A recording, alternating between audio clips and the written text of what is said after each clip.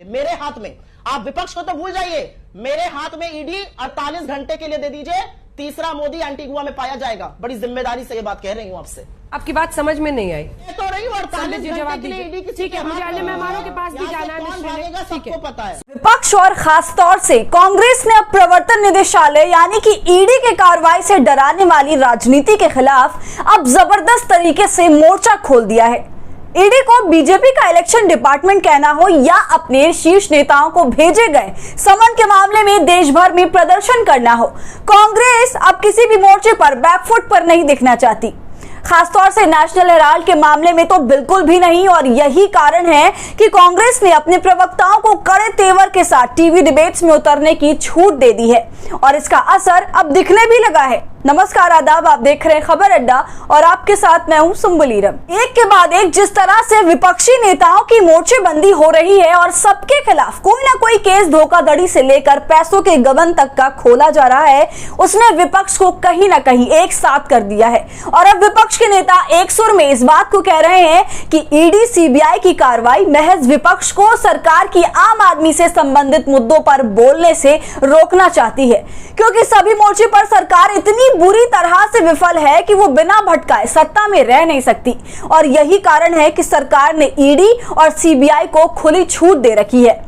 इसी को लेकर आज तक के एक कार्यक्रम में हो रही बहस पर कांग्रेसी प्रवक्ता सुप्रिया श्रीनेत ने सरकार को आड़े हाथों लेते हुए कहा कि अगर उन्हें ईडी 48 घंटों के लिए दे दिया जाए तो वो तीसरे मोदी को भी एंटीगुआ रवाना कर देंगी। आपकी जानकारी के लिए बता दें कि ललित मोदी और नीरव मोदी फिलहाल फरार हैं।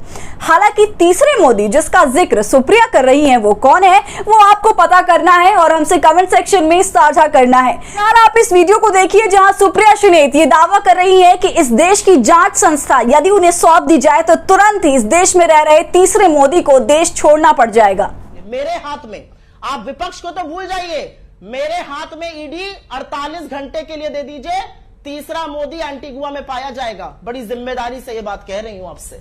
जी, तो सामने बैठे सत्ता के खेमे के सबसे चहेते प्रवक्ता संबित पात्रा को दूत बनाकर अपने आलाकमान तक ये बात पहुंचाती सुप्रिया को आपने सुन लिया, जिन्होंने इशारों में ये बात कह दी कि अगर एजेंसी का इस्तेमाल सही रूप से किया गया तो कई नेता ऐसे भी सत्ता के खेमे से निकल आएंगे जिनको देश से रफू चक्कर होना पड़ेगा।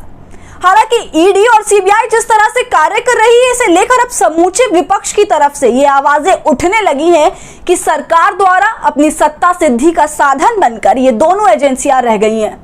हालांकि इस बात से इनकार नहीं किया जा सकता कि आने वाले दिनों में ईडी और सीबीआई की कार्रवाई को लेकर सरकार पर विपक्ष और हमलावर रहेगी, क्योंकि आज ही ईडी ने नेशनल हेराल्ड से जुड़े मनी लॉन्ड्रिंग मामले में ईडी ने नेशनल हेराल्ड से जुड़े दिल्ली सहित 12 ठिकानों पर छापेमारी की है। और इससे पहले वो राहुल गांधी से 5 दिन और सोनिया गांधी से 3 दिन की पूछताछ कर चुकी है।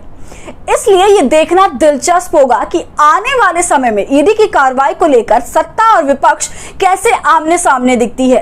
तो इस वीडियो पर क्या है आपकी राय, हमसे कमेंट सेक्शन में जरूर साझा कीजिए। वीडियो पसंद आने पर इसे लाइक और शेयर कीजिए और साथ ही साथ अगर आपने अब तक हमारे चैनल खबर अड्डा को YouTube पर सब्सक्राइब नहीं किया है तो इसे अभी कर लीजिए।